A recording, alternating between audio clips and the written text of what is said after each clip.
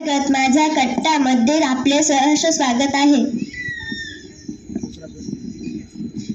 Sir, आपला थोडक्यात परिचय द्या. नमस्कार विद्यार्थी मित्रांनो.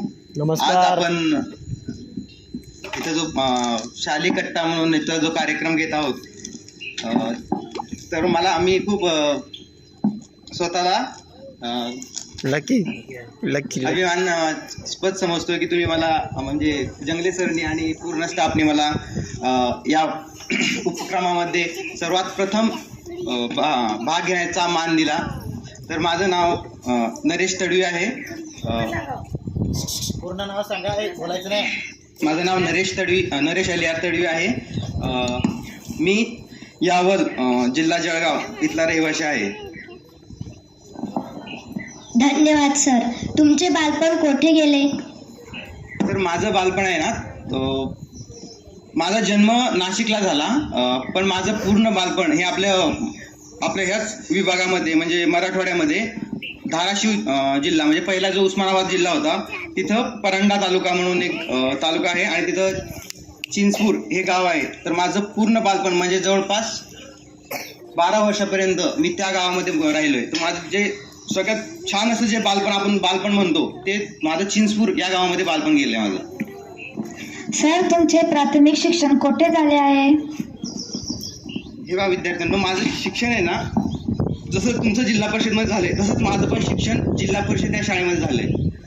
माझे वडील एक सरकारी कर्मचारी होते आणि ते पण मी ज्या विभागात आहे जिल्हा परिषदमध्ये शाळेमध्ये, तसेच माझे वडील पण जिल्हा परिषद शाळेमध्ये होते. जे ते 90च्या दशकामध्ये शाळेमध्ये लागले होते आणि त्याच वेळेस माझा जन्म झाला होता 90च्या दशकामध्ये. तर त्या वडील आम्ही माझे जिल्हा परिषद शाळेत असल्यामुळे मी बालवाडीमध्ये कधीच गेलो नाही. बालवाडीमध्ये न जाण्याचं एक कारण होतं की माझे वडील त्या शाळेमध्ये जायचे, तर मग मला पण त्या पप्पाबरोबर शाळेमध्ये जायची आवड होती. तर पप्पा म्हणायचे पहिले बालवाडी वगैरे, मम्मी म्हणायची की बालवाडीमध्ये जा.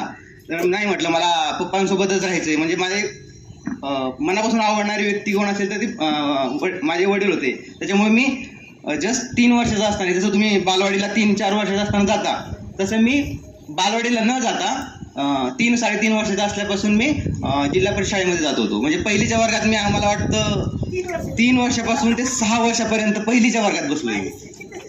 3 वर्षापर्यंत म्हणजे जवळपास 3 वर्ष मी बालवाडी माझी जे आहे ते पूर्ण मी बालवाडीचं वर्ष पहिलीच्या वर्गामध्ये घालवलंय. सर, तुमचे माध्यमिक शिक्षण कोठे झाले?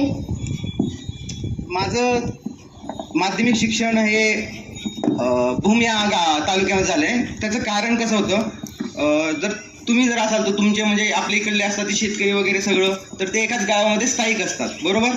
तर माझे वडील हे नोकरदार पेशामध्ये होते आणि नोकरदार पेशा तुम्हाला माहिती आहे की एका ठिकाणाहून दुसऱ्या ठिकाणी त्यांना स्थलांतर करावंच लागतं. तर जसं मला वाटतं आम्ही त्या चिंचपूर, तुम्हाला जसं पहिले सांगितलं की चिंचपूर गावामध्ये मी माझं 10-12 वर्ष घालवले. त्याच्यानंतर 10 ते 12 वर्षानंतर माझ्या वडिलांची बदली ही भूम तालुक्यामध्ये एक दुसऱ्या विभागामध्ये झाली. पहिले ते जिल्हा परिषद शाळेमध्ये होते, पण त्याच्यानंतर ते जिल्हा परिषदचा एक विभाग आहे बांधकाम विभाग, तिथं बदली झाली. तिथं त्यांची बदली झाल्यामुळं आमच्या सर्व परिवाराला तिथून स्थलांतर करावं लागलं. तर स्थलांतर केल्यानंतर काय होतं, आपले जे लहानपणापासून जे तुमचे एकदम घनिष्ठ संबंध असतात, बालपण हे आहे ना, 10 ते 12 वर्षापर्यंतचं ज्या आठवणी असतात त्या खूप अविस्मरणीय असतात. तुम्ही पण आठवलं असेल, म्हणजे तुमचे 4थीच्या पहिलेचे जे मित्र होते ते तुम्ही जोपर्यंत तुम्ही पूर्ण आयुष्यभर ते 4थीपर्यंतचे मित्र लक्षात राहतात आपल्या. तुमच्या पण आहेत नसतील ना. तसंच माझे पण खूप जवळचे मित्र होते आणि त्या चिंचपूर गावातून मला ज्यावेळेस जिल्हा परिषद भूमला शिफ्ट व्हायची वेळ आली त्यावेळेस मला इतकं गहिवरून येत होतं की माझे वडील म्हणजे माझ्याबरोबरचे जे सहकारी होते माझे मित्र, तर ते पण खूप रडायचे, हे करायचे. मला अक्षरशः ते सोडून म्हणजे जे आमच्या घराचं आपण स्थलांतर करतो त्यावेळेस ते सगळं सामान वगैरे जे पॅक करावं लागतं ना, तर माझं आमच्या घराचं सामान पॅक करण्यासाठी अर्ध गाव आलं होतं पूर्ण हे करण्यासाठी. कारण माझे वडील त्या विभागामध्ये म्हणजे गावामध्ये खूप चांगलं व्यक्तिमत्व होतं, त्याच्यामुळे ते पूर्ण अर्ध गाव आणि त्याच्यानंतर माझे पूर्ण सहकारी 10-20 सहकारी होते ते पूर्ण आले होते. अक्षरशः मला इतकं आता पण तो प्रसंग आठवतो की पूर्ण गाव सोडायला आलंय, पूर्ण माझे विद्यार्थी हे ते. आणि मी मला वाटतं 13 वर्षाचा असताना म्हणजे 5वी-6वी असताना एका म्हणजे तिथून भूम या गावी शिफ्ट झालो आणि त्याच्यानंतर तिथून पुढं माझं शिक्षण हे एका संस्थेमध्ये झालं. गुरुदेव दत्त हायस्कूल म्हणून एक हायस्कूल आहे तिथं. तर त्या हायस्कूलमध्ये मी 10वीपर्यंत शिक्षण घेतलं आणि त्याच्यानंतर 11वी-12वी SP कॉलेज भूम इथं माझं 11वी आणि 12वीचं मी सायन्स या फील्डमध्ये 11वी-12वी पूर्ण केली. खूप छान. तुमचे सर आपले उच्च माध्यमिक शिक्षण कुठे झाले? आता मी सांगितलं की उच्च माध्यमिक शिक्षण हे शंकरराव पाटील कनिष्ठ व वरिष्ठ महाविद्यालय भूम इथे झाले होते माझं. धन्यवाद सर. आपण शिक्षण क्षेत्र व्यवसायासाठी का निवडले, यामागे आपणास कोणाची प्रेरणा मिळाली आहे? जसं मी तुम्हाला सांगितलं की माझं शिक्षण हे माध्यमिकचे शिक्षण गुरुदेव दत्त हायस्कूल या शाळेमध्ये झालं. तर त्या शाळेमध्ये असं जात असताना तर तिथं माझे एक आदर्श शिक्षक होते, जगताप सर म्हणून होते. ते इंग्लिश शिकवायचे, आमचे क्लास टीचर पण होते. तर त्यांची शिकवण्याची कला मला इतकी आवडायची. ते दररोज म्हणजे जसं आपल्या क्लास टीचर असतात, पहिला लेक्चर असतो जसं ते एंट्री करतात, त्या आम्ही सर्व विद्यार्थ्यांची एंट्री कशी त्यांचा रुबाबाच होता. एंट्री करायची, त्याच्यानंतर पहिल्या आल्यानंतर विद्यार्थ्यांना आपुलकीने बोलायचं, त्याच्यानंतर त्यांची शिकवण्याची पद्धत म्हणजे मीच नाही तर आमच्या वर्गातले जितके पण विद्यार्थी होतो ते त्यांच्या शिक्षणाचे ते कसे शिकवतात, काय शिकवतात हे आम्हाला खूप फार आवडायचं. त्याच वेळेस मी विचार केला होता की म्हटलं आपण पण शिक्षण क्षेत्रामध्ये जायला पाहिजे. म्हणजे माझे त्यावेळेस भरपूर विचार होते, पण त्याच्यापैकी एक हा पण विचार होता की आपण एक शिक्षण क्षेत्रामध्ये जायला पाहिजे. आणि त्याच्यानंतर काय होतं, योगायोग असा होता की मी 8-9 मध्ये 12वी पास झालो आणि त्याच्यानंतर 12वीच्या नंतर D.Ed करायचा हा खूप फॅट होता. म्हणजे सगळीकडे D.Ed हे D.Ed करा म्हणून सर्वच म्हणायचे की D.Ed केल्यानंतर नोकरी लागते असं चालू होतं. तर मी पण मग 12वी झाल्यानंतर D.Ed साठी एक पहिले फॉर्म मेरिट लिस्ट म्हणजे तुमचं मनाची तयारी होती D.Ed करायचं का तुम्ही बाय ऍक्सिडेंट गेले? नाही बाय ऍक्सिडेंट. मी सांगितलं ना की आमचे जे सर होते जगताप सर म्हणून, त्यांची शिकवण्याची कला आणि त्यांचं व्यक्तिमत्व मला इतकं खूप म्हणजे फार छान वाटत होतं. तर त्यावेळेस मी ठरवलं होतं की आपण पण शिक्षण क्षेत्रात येऊ शकतो, आपण पण काही करू शकतो. आणि त्याच्यानंतर मग 4-5 वर्षानंतर D.Edचं जे हे होतं सर करायचं, मी त्यावेळेस विचार केला आणि मग त्यावेळेस मेरिट लागायचं. तर मग मी पण फॉर्म भरला आणि मग D.Ed साठी मी अप्लाय केला. पण मग माझा एक त्यावेळेस म्हणजे शिक्षण क्षेत्रामध्ये माहिती का, आता समजा मी आहे तर माझं आहे ते B.Ed झालंय बरोबर. B.Ed कसं असतं, ग्रॅज्युएशन नंतर असतं. आणि समजा हे जाधव सर आहेत आपले, जाधव सर तुम्ही D.Ed झाले माझं सर, डिप्लोमा. तर जाधव सरांनी D.Ed केले, तसं जाधव सरांनी D.Ed केले तसंच मला पण करायचं होतं. म्हणजे कसं D.Ed काय असतं की 1 ते 5 यासाठी शिकवण्यासाठी D.Ed लागतं आणि 6 ते 8 किंवा 10 पर्यंत शिकवण्यासाठी B.Ed करावं लागतं. तर मी पहिले D.Ed साठी अप्लाय केलं होतं, पण माझा नंबर लागला होता तिथं, पण खूप म्हणजे मनासारखं कॉलेज भेटलं नव्हतं. त्यामुळे मी तो विचार सोडून दिला, D.Ed नको करायचं. म्हटलं आपल्याला पण मला माध्यमिकचा शिक्षक बनायची इच्छा होती. म्हणजे माध्यमिकचा म्हणजे मी आता जो आहे तो किंवा 9वी-10वीचा. त्याच्यामुळं मग मी तो विचार D.Edचा थांबवला आणि त्याच्यानंतर मी माझं ग्रॅज्युएशन पूर्ण केलं. ग्रॅज्युएशन म्हणजे माहिती ना तुम्हाला, ग्रॅज्युएशन म्हणजे 15वी पर्यंतचं शिक्षण असतं ते ग्रॅज्युएशन केलं मी. आणि त्याच्यानंतर मग मी B.Ed साठी अप्लाय करायचं ठरवलं, कारण माझं ते स्वप्न होतं की म्हणजे मी सांगितलं जगताप सर आहेत, त्यांचं ते शिकवण्याची पद्धत, आदर्श व्यक्तिमत्व होतं माझ्यासाठी शिक्षण क्षेत्रातले. तर त्याच्यानंतर मी B.Ed साठी अप्लाय केला आणि 1 वर्षाचा B.Edचा हा कोर्स कम्प्लीट केला. आणि त्याच्यानंतर मग त्याच्या 5-10 वर्षानंतर 2 एक्झाम असतात त्याच्या. आम्ही 2 एक्झाम म्हणजे CTET आणि TET ह्या द्याव्या लागतात. तर त्या मी दिल्या आणि क्वालिफाय झालो. आणि त्याच्यानंतर आता तुमच्या समोर या 2 एक्झाम दिल्याच्या नंतर या क्षेत्रामध्ये आहे, शिक्षण क्षेत्रामध्ये. टाळ्या. पुढचं. खूप छान सर, आपण खूप छान उत्तरे देत आहात व आपल्या चिमुकल्या विद्यार्थ्यांना उत्तम मार्गदर्शन करत आहात. दिवा म्हणतो वाद दे, हात म्हणतो साथ दे. दिवा म्हणतो वाद दे, हात म्हणतो साथ दे. आणि रसिक प्रेक्षक का तू टाळ्यांची दाद दे, होऊन जाऊ दे जोरदार टाळ्या.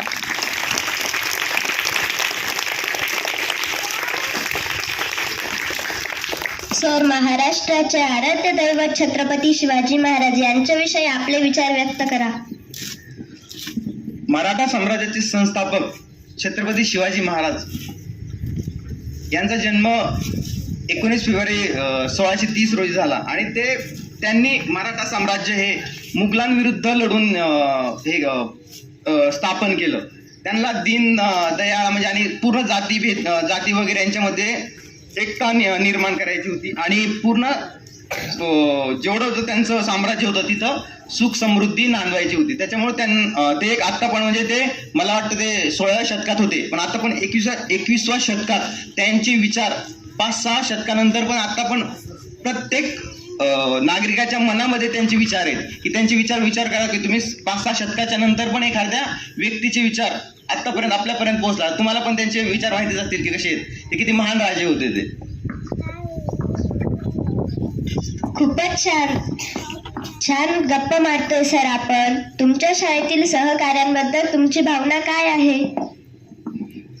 मी खूप लकी आहे की ह्या म्हणजे माझी पहिली जॉईनिंग ह्या शाळेमध्ये झाली आणि मला असं वाटतच नाही की माझी पहिली जॉईनिंग म्हणजे पहिल्यांदा मी या शाळेमध्ये काम करतोय. कारण इतके सर म्हणजे बिरारे सर म्हणा, गोरे सर, जंगले सर, जाधव सर, काकड सर यांच्यासोबत आणि मॅडम यांच्यासोबत असं वाटतं की म्हणजे मी घरी आहे का शाळेत आहे हे मला हेच कळत नाहीये की त्याच्यामुळे कसं घरासारखं वातावरण असतं निर्माण.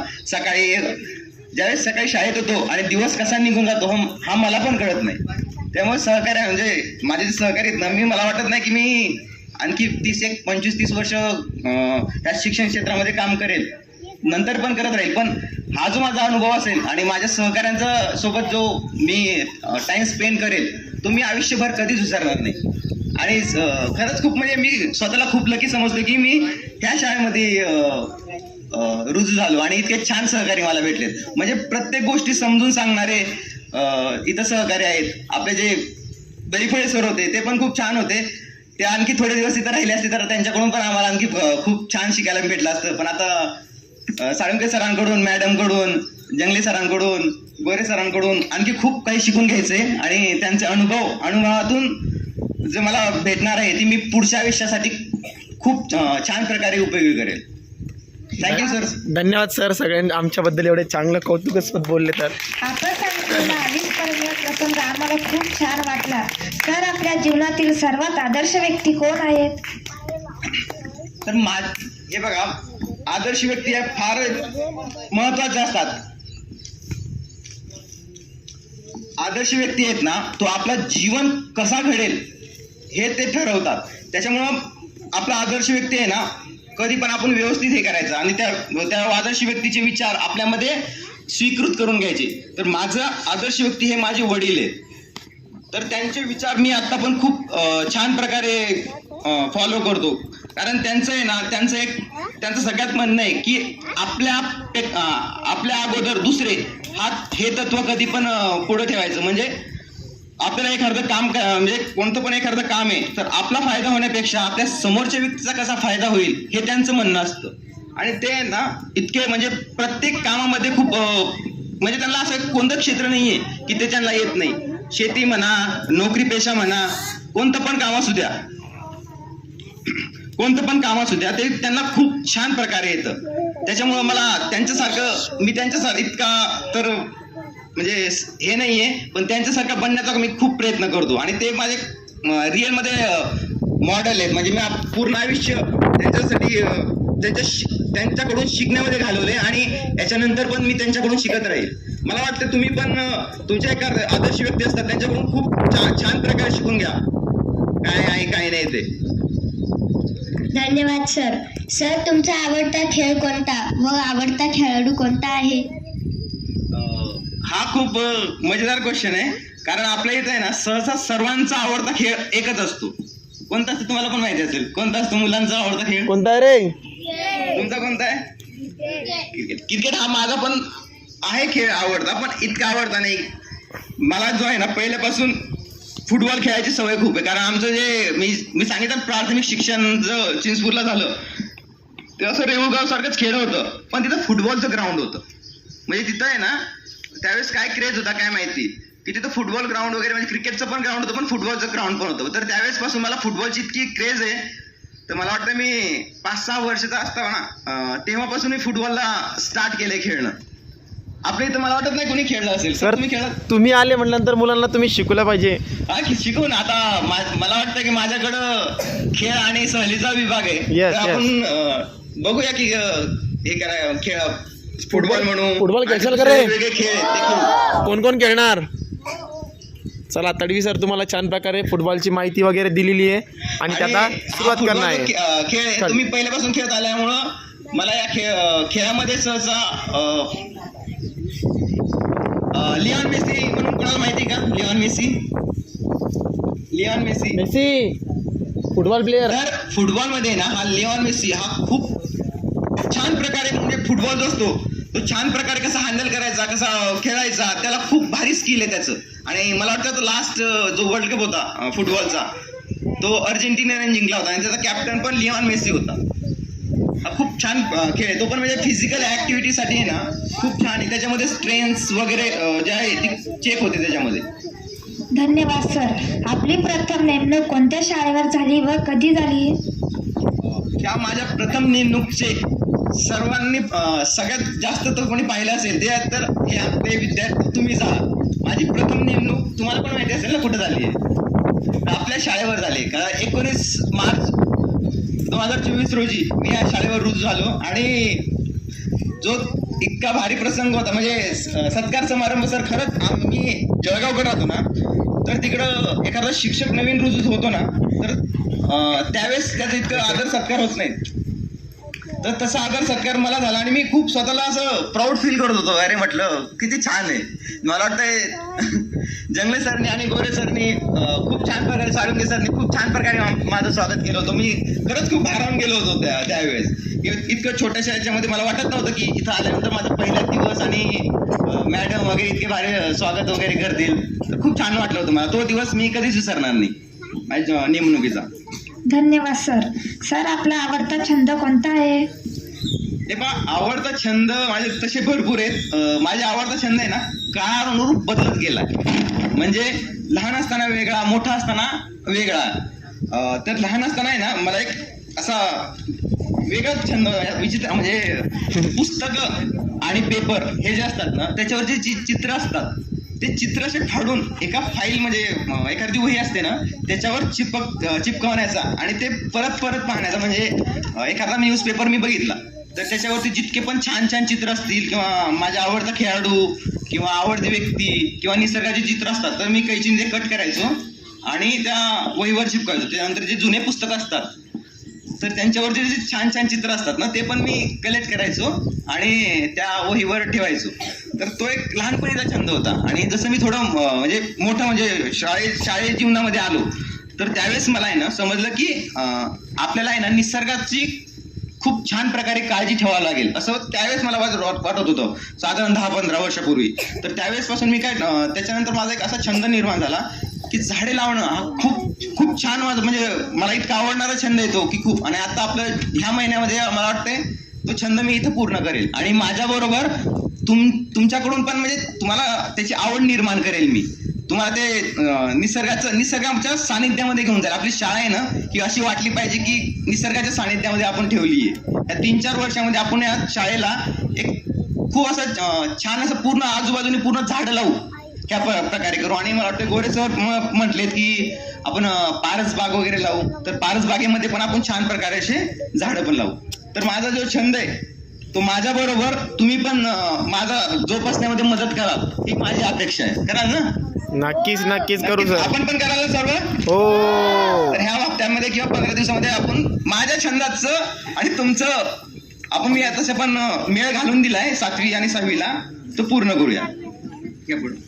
धन्यवाद सर. सर तुमच्या वाचनातील आवडते पुस्तक कोणते?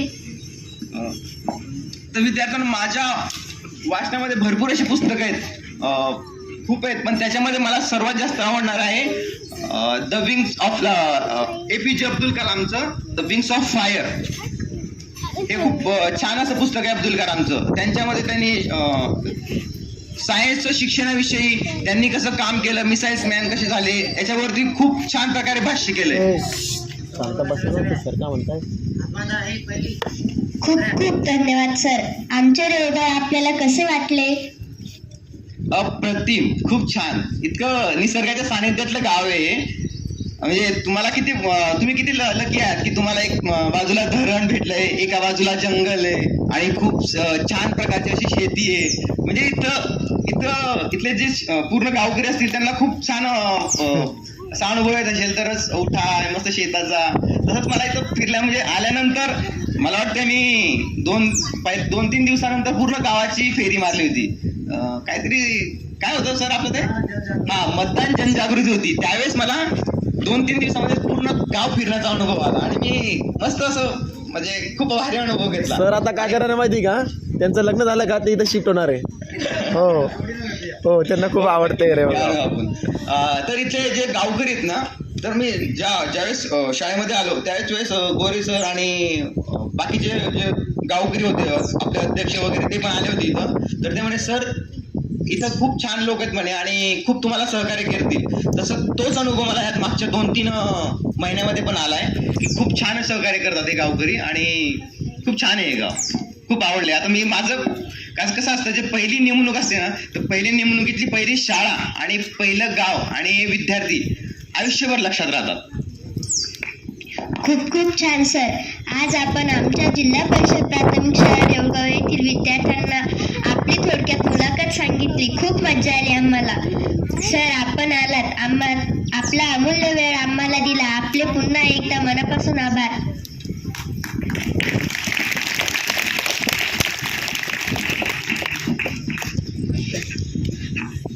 आज आपण इथेच थांबूया. पुन्हा भेटूया पुढील शनिवारी एका नवीन पाहुण्यांसह एका नवीन मुलाखती. तोपर्यंत नमस्कार.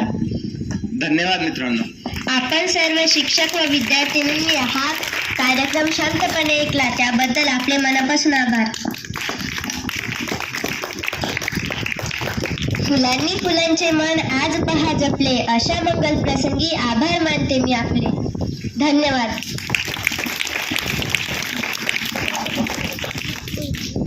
हे बघा, आज